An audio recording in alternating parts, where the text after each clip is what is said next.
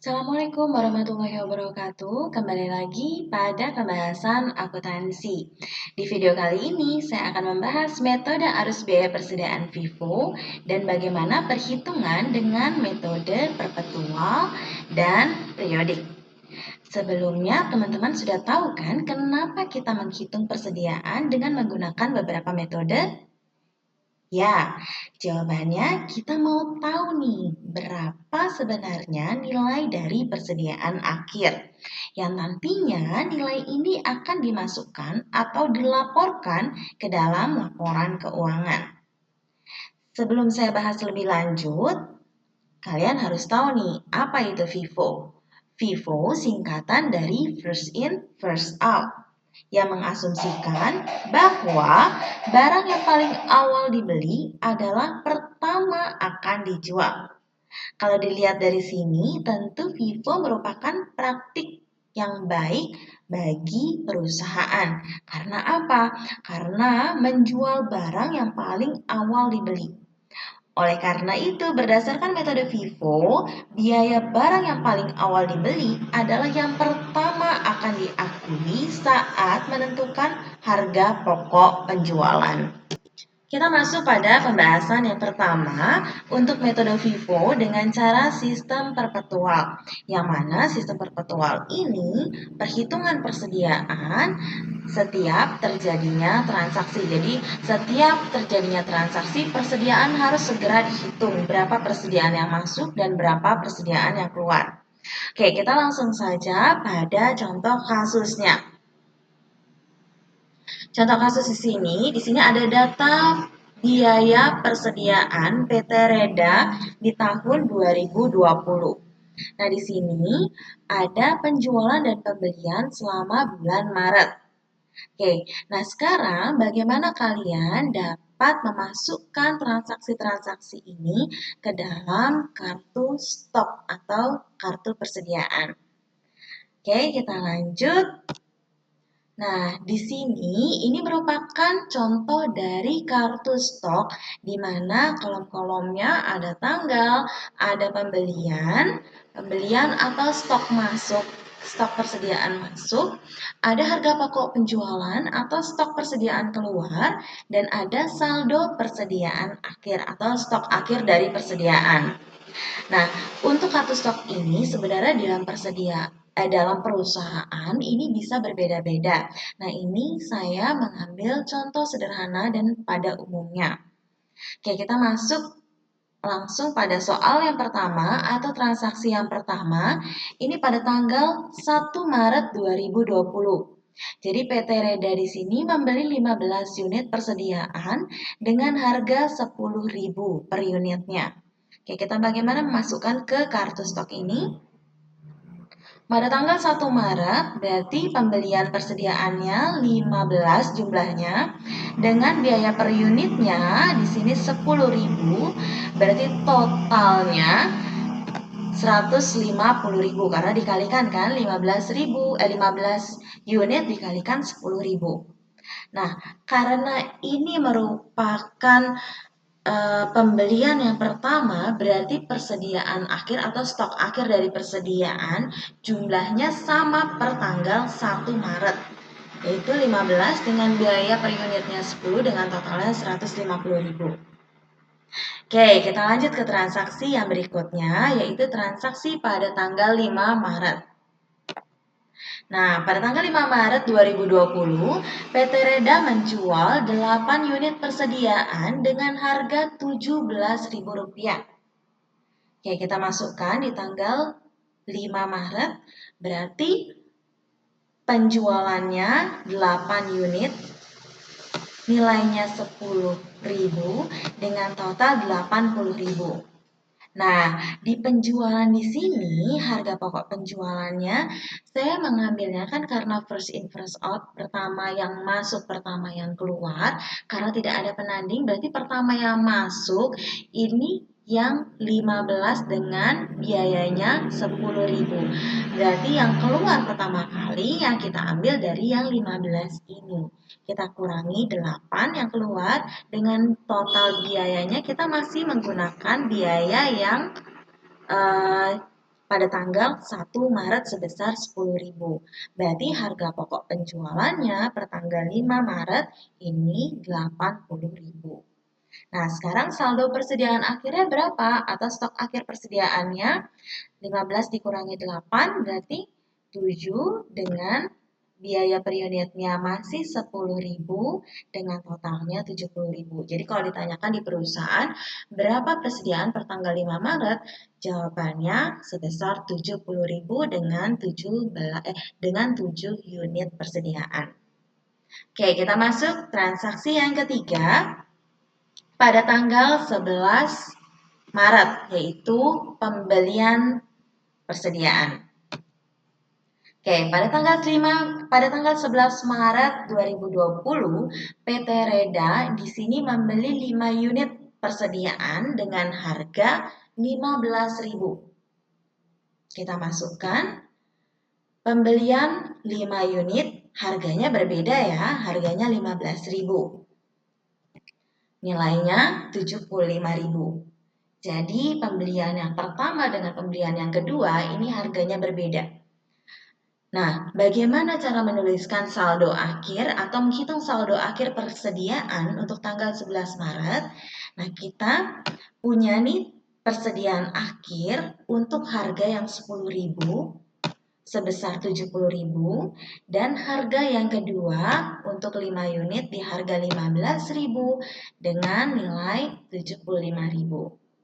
Oke, jadi kalau misalnya persediaan akhir per tanggal 11 Maret, kita bisa bilang per tanggal 11 Maret persediaan akhirnya 70.000 ditambah 75.000.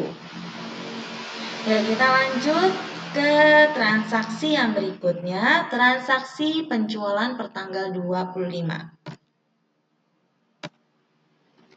Pada tanggal 25 Maret 2020, PT Reda menjual 6 unit persediaan dengan harga 25.000.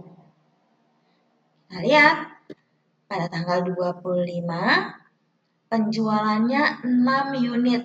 Berarti 6 unit ini kita ambil dari barang yang pertama kali dibeli. Nah, barang yang pertama kali dibeli ini ada di nilai yang 10.000 ini. Berarti kita ambil dari yang 7 unit ini.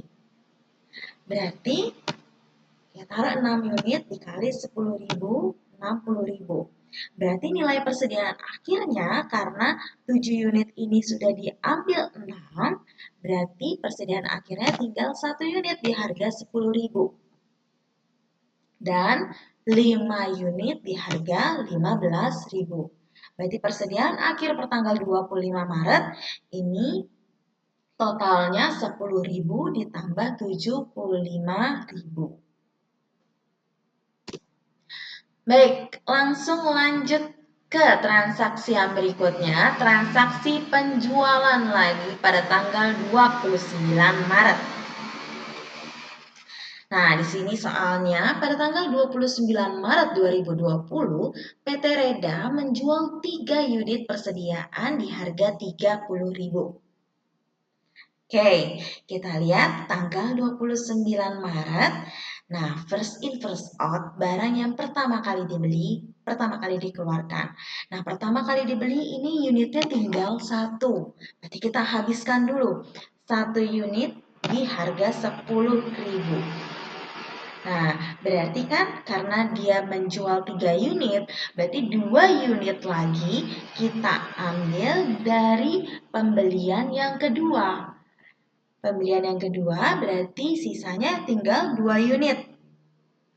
Nah, ini nilainya sudah habis, sisanya tinggal 2 unit di harga 15.000. Berarti totalnya 30.000.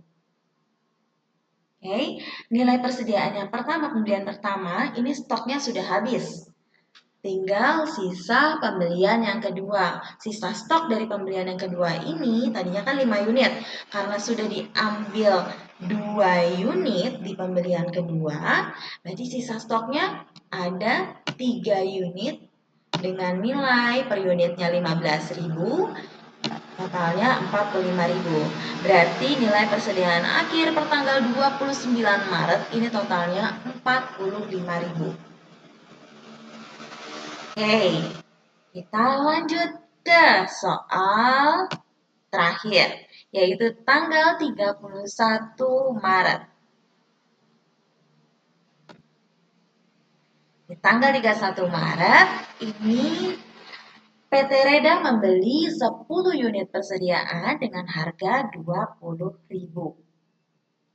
Berarti jurnalnya. Berarti kita masukkan ke dalam kartu ini 31 Maret 10 di kolom pembelian tentunya. Harga 20.000, berarti total pembeliannya 200.000. Berarti nilai persediaan akhirnya kita turunkan dulu. Yang sisa 3 unit di harga 15. Dan kita masukkan lagi, ada pemasukan 10 unit di harga 20.000. Berarti total persediaan akhir ini sebesar 245.000. Jadi 45.000 ditambah 200.000. Nah, sekarang berapa total dari harga pokok penjualan?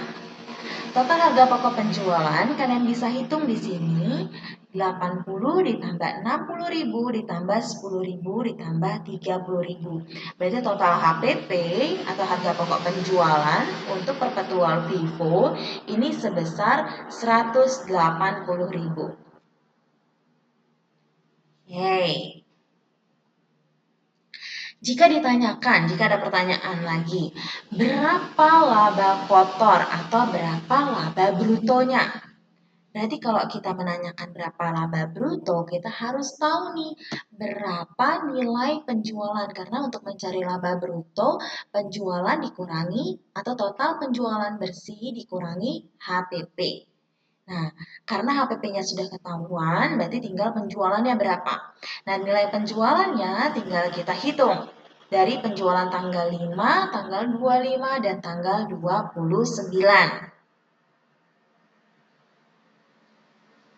Oke, kita hitung, kita kalikan dengan harga penjualannya. Dapatlah sebesar 376.000. Ini adalah nilai dari penjualan. Jadi dikalikan dengan unitnya ya. Nah, sekarang berapa laba brutonya atau laba kotornya? Berarti laba kotornya bisa kita hitung.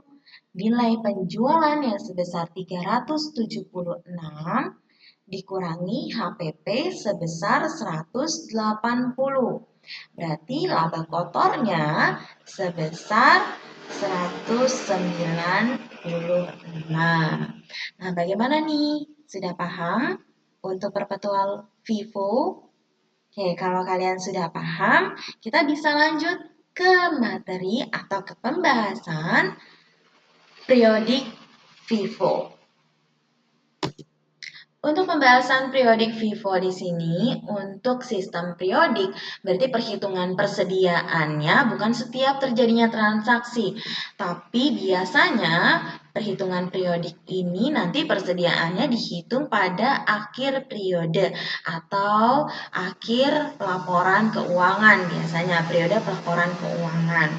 Nah, kita menggunakan masih soal yang sama untuk perhitungan periodik Vivo. Ini masih masih soal yang sama. Nah, kalau misalnya dari perhitungan ini ditanyakan nih, berapa persediaan akhir dan laba brutonya?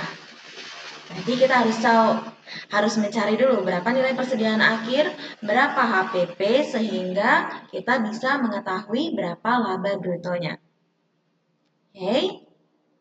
Yang pertama, tentukan pembelian persediaan selama periode tersebut. Caranya, kita menghitung nih pembeliannya. Tanggal 1 Maret ada 15 unit, 10.000 nilainya per unit, berarti nilainya 150.000. Terus ada lagi tanggal 11 Maret, Nilainya 5 unit dikali 15.000. Berarti 75.000. Dan tanggal 31 Maret ada 10 unit. Per unitnya 20, berarti totalnya 200.000. Berarti unit yang tersedia untuk dijual selama periode tersebut, ini jumlahnya ada 30 unit. Dan harga pokok barang yang tersedia untuk dijual untuk seluruh unit persediaan yang ada, ini totalnya sebesar 425.000. Oke. Nah, berikutnya hitung berapa unit yang terjual selama periode tersebut. Jadi, tentukan jumlah unit terjual dan nilai penjualan persediaan selama periode tersebut. Penjualannya ada di tanggal 5 Maret dengan totalnya 136.000. Terus ada lagi di tanggal 25 Maret dengan totalnya 150.000. Dan yang terakhir ada di tanggal 29 Maret dengan totalnya 90.000. Berarti unit yang terjual selama periode tersebut ini sebesar 17 unit. Dinilai penjualan yang terjadi selama periode tersebut senilai 376.000. Jadi kalau untuk persediaan untuk metode arus biaya periodik FIFO, kalian harus menentukan ini terlebih dahulu. Oke, yang berikutnya atau langkah berikutnya, tentukan harga pokok penjualan dari unit yang terjual dan nilai persediaan akhir selama periode tersebut. Nah, di sini bisa kita lihat data di samping merupakan jumlah unit persediaan dan nilai persediaan yang tersedia untuk dijual. Nah, diketahui dari data yang ada, unit yang terjual sebanyak 17 unit. Oke, perhatikan karena ini FIFO first in first out, ya, berarti barang yang pertama kali masuk, barang yang pertama kali dikeluarkan. Nah, di sini ada 17 unit yang terjual. Berarti kalau kita mau ngambil 17 unit yang terjual, berarti kita ambil dulu dari yang barang pertama kali yang masuk, berarti pada tanggal 1 Maret. Kita lihat, perhatikan di sini. Berarti karena 17 unit, kita habiskan dulu yang 15 unit pertama pada tanggal 1 Maret. Oke. Nah, berarti sisanya berapa? Karena sudah diambil yang terjual diambil dari 15 unit, berarti masih sisa 2 unit lagi. Kita ambil dari sisanya yang 2 unit, kita ambil dari pembelian yang kedua atau di tanggal 11 Maret. Oke, karena kita ambil 2 unit, berarti sisanya 3 unit dengan nilai 45.000. Oke. Totalnya di sini berarti ada nilai persediaan akhir senilai 13 unit dengan totalnya 245. Oke. Maka dari sini HPP bisa dicari. HPP nilai persediaan yang tersedia untuk dijual dikurangi persediaan akhir. Berarti nilai HPP-nya sebesar 180.000.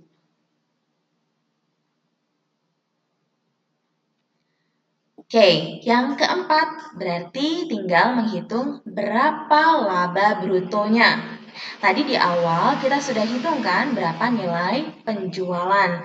Nilai penjualannya sebesar 376.000. Berarti karena sudah menghitung penjualan, kita juga sudah menghitung HPP, kita tinggal menentukan nih berapa laba brutonya. Berarti laba bruto Bisa diketahui dari penjualan bersih dikurangi HPP. Laba bruto berarti 376.000 dikurangi 180.000. Berarti untuk laba brutonya ini sebesar 196.000. Oke, bagaimana sampai sini? Kira-kira sudah jelas penjelasan dari saya? Oke, terima kasih atas perhatiannya. Kita sambung ke video yang berikutnya ya untuk metode arus biaya persediaan LIFO. Oke, sampai bertemu lagi.